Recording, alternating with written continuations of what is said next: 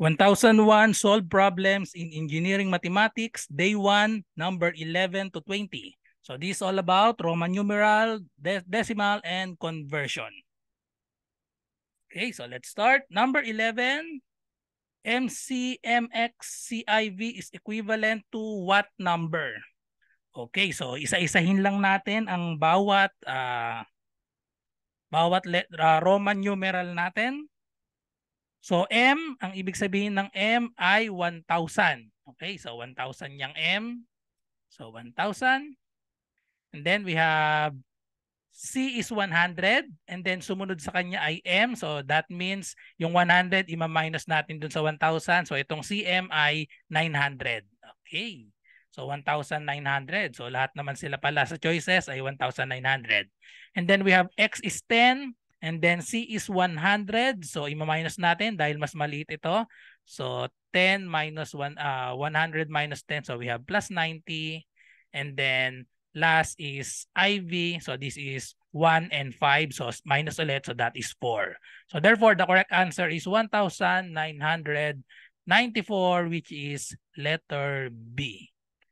Okay, so next. Express decimally. 47 million. Okay, so 47 million. So mag-start siguro tayo dito sa dun sa pinakamaliit. So ano ba pinakamaunti dito? So 47 million. So magsimula tayo sa kapag kapag isang decimal lang. So we have tens. So kung halimbawa 47, ang basa dito 47 hundreds. So dagdagan lang natin, dagdagan ng 0 hanggang makapunta tayo sa 47 millions. Okay? So this is 47 hundreds. So kapag dinagdagan ng isa, we have 47 thousands. Dagdagan ng isa, we have 47 10,000s. And then isa pang 0, so we have 47 10,000s or this is 100,000. So this is isa-isahin natin ulit. So this is hundreds, this is thousands, this is 10,000s, next is 100,000s, and next to 100,000s is the million. So dagdagan lang ito ng isa pang 0, 1, 2, 3, 4, and then 47. So this is the 47 millions, 6 decimal places dapat siya, 4 na 0 sa harap. So therefore, the correct answer is letter C, 47 millions. Okay, so next number, number 13. Number 13, so ganun ulit, express decimally, 725 hundred thousands. So we have 100 thousands. Pag sinabing 100 thousands, kagaya dito sa kanina, ilang decimal ba yung 100 thousands? So we have 1, 2, 3, 4, 5. So dapat 5 decimals siya after nitong decimal point. So 5 dapat dito. 5 na numbers after na decimal point. So yun yung 100 thousands. So therefore, ang 100 thousands natin, 5 dapat. So alin dito yung 5? So ito ay 3, ito ay 4, ito 6. So therefore, ito yung sagot natin, letter B, 725 100,000. So dapat siya ay 5 digits siya. Okay? So next number, ganun ulit, express decimally, 4 and 2/10. O medyo madali ito, 4 and 2/10. So ang may 4 na whole number lang naman, letter B and C. So tanggal na agad tong letter A and letter B. 2/10, so ito yung 4 and 2/10. Letter C, 4 and 2/10 dahil 10th lang tayo, so 1 decimal lang dapat. So kapag 2 decimal, itong letter B ay 4 and 200s. Okay? So next number, so medyo basic pa lang ito since day 1 pa lang siya. So, okay, so express 45 degrees in mils. So kailangan kabisado natin ang conversion. So ang conversion natin, so itong unit natin and 1 revolution. So ito yung mga kailangan natin na ginagamit na units para sa 1 revolution. So we have degree, 360 degrees, sa radian, 2 pi, grad is 400, and then mil is 6,400. So express lang natin, convert lang natin ang 45 degrees. So 45 degrees, imumultiply lang natin yan sa conversion. So may dalawang way nga pala pag nagko-convert tayo, pwede tayong gumamit nitong minumultiply lang sa conversion. Yung isa naman ay ratio and proportion. So gamitin natin yung isang technique sa number 16. So 45 degrees, i-multiply natin sa conversion ng meals. So nasa ng meals natin, 6,400 ang 1 revolution. Katumbas yan sa degrees na 360 degrees. So i-multiply natin, kailangan yung degrees nasa ilalim para makancel itong degrees dito sa 45. So 360 degrees nasa denominator tayo and then 6,400 sa taas. So ito yung meals. So syempre cancel out yung degrees. So i-calculator na lang natin yan dahil pwede naman ang calculator sa board exam ng engineering. So multiply na natin 45 times 6,400 and then divided by 360. So therefore the answer is 800 meals, which is letter B. Okay? So the correct answer is letter B. Letter B, 800 meals. So next number 16. So what is the value in degrees of 1 radian? So ito ulit yung conversion natin.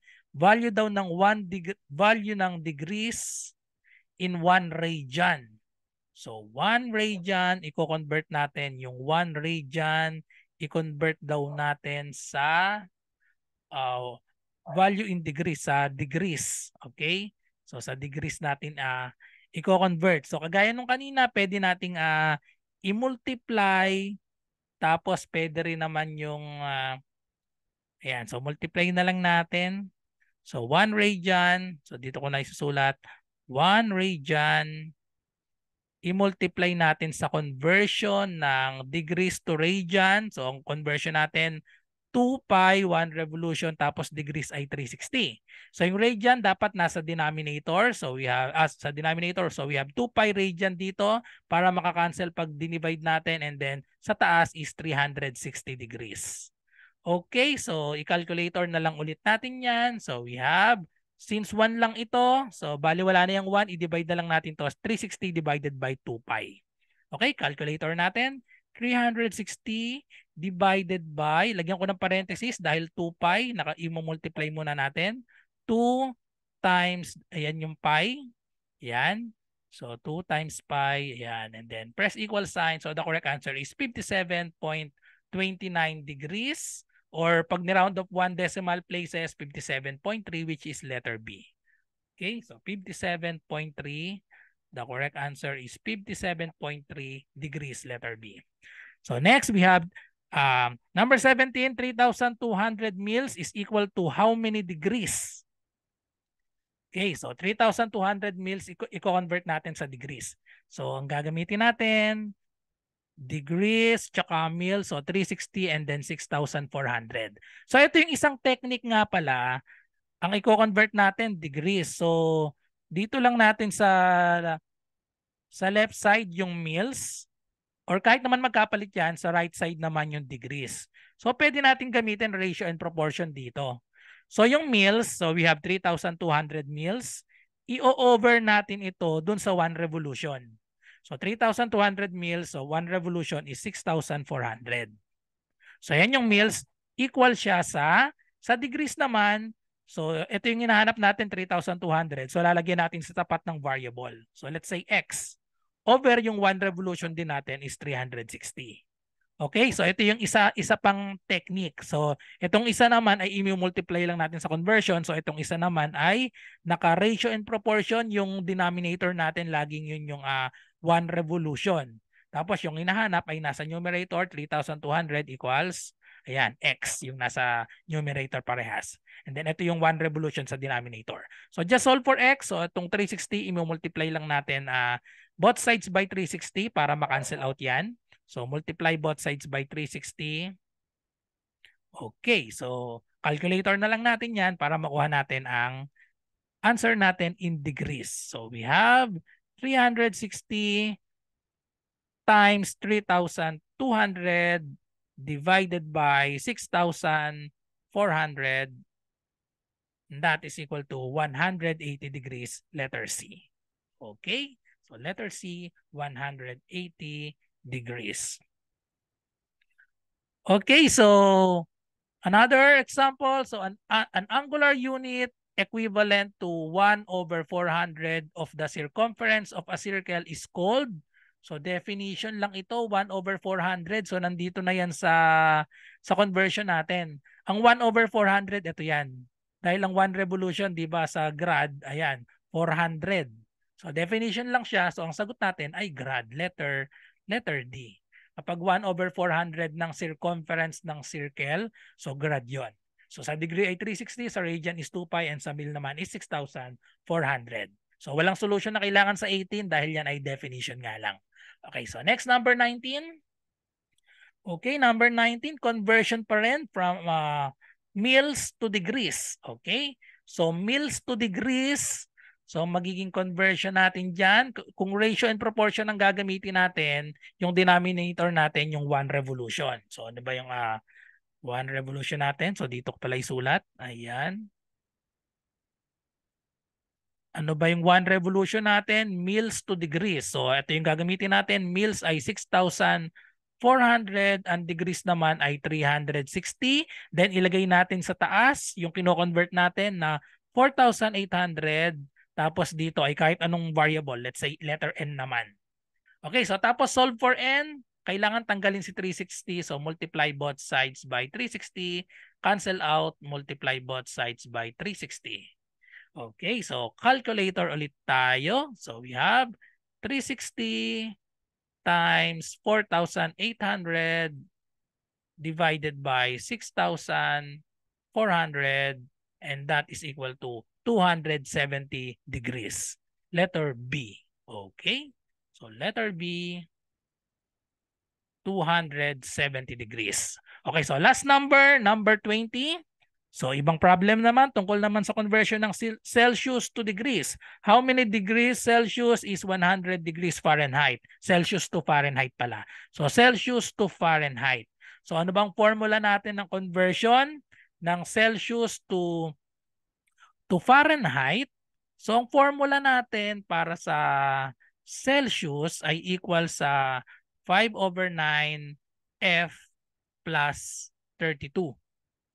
Okay, C is equal to 5/9 F plus 32, or parang baligtad ata. 9/5. 5/9 or 9/5. So ang palatandaan ko dito para makasure kayo ng conversion ng Celsius to Fahrenheit, kasi kabisado natin lahat ito. May 5/9 tapos may 32. So ang palatandaan ko dito kapag medyo nakakalimutan ko, yung 100 degrees. Yung 100 degrees Celsius ay equal siya sa 212 degrees Fahrenheit. So kapag sinubstitute natin dito, so siguro sa tingin ko nagkabaligtad ako ng pagkasulat. Yung letter F dito, F is equal to 9/5, ayan, 9/5 C plus 32. Kasi pag sinubstitute natin dito yung C, kapag sinubstitute natin dito sa C yung 100, so 100, 9/5, that is 1.8 times 100. So that is 180 plus 32. Sasakto siya ng 212. Okay? So ayun, so nagkabaligtad kanina. Ang formula natin para sa conversion ng Celsius to degrees ay F is equal to 9/5 C plus 32. Pero dito ang hinahanap natin, how many degrees Celsius is 100 degrees Fahrenheit. Fahrenheit yung given. So, pag dinerive natin yung formula para sa C, so kung ang kabisado nyo lang ay isang formula, ito lang kasi yung tinatandaan ko, pwede nyo nang i-substitute directly yung hinahanap natin na 100 degrees Fahrenheit, substitute nyo lang dito. Or pwede i-derive nyo muna bago nyo i-substitute. Okay, so tanggalin lang natin tong 32 sa both sides. So we have F sa right side, F minus 32 is equal to 9/5C. So tapos multiply both sides by 9/5. So we have F minus 32. Multiply natin both sides by reciprocal nito, 5/9. So 5/9 para makancel kasi yan. 5/9 para makancel yung 5, makancel yung 9, ang matitira na lang ay C. Okay, so ito na yung gagamitin nating formula para sa conversion ng Fahrenheit to Celsius. Okay, so kabisaduhin lagi ito and then tandaan nyo itong formula 100 degrees Celsius or itong basic na conversion 100 degrees Celsius ay equal yan sa 212 Fahrenheit para kung sakaling makalimutan ang formula ay pwedeng ma-derive. Kagaya nga nung kanina nagkabaligtad ako ng sulat. Pero dahil kabisado ko ito, so tapos alam kong may 9, 5 at 32 yung formula natin. So maaalala nyo ito, F is equal to 9 over 5C plus 32. So ngayon, ang sinosolve natin ay itong Celsius, i-substitute lang ang given na 100 degrees. So we have 5 times 100 minus 32 over 9 equals C. So simplify lang natin. So we have 5 times 100 minus 32. That is equal to 68 over 9 equals C. So ngayon, calculator na lang natin yan. Dahil pwede naman ang calculator sa board exam. So we have 5 times 68 divided by 9. That is equal to 37 point. Ayan, walang katapusang 7 yan. Ang nasa choices ay 1 decimal lang. So 37.8. The correct answer is letter D. Okay, so correct answer is letter D. That's all. So thank you for watching and kita-kita tayo sa day 1. Susunod natin day 1 number 21 to 30. So, good luck sa lahat ng nagre-review. Bye-bye and God bless.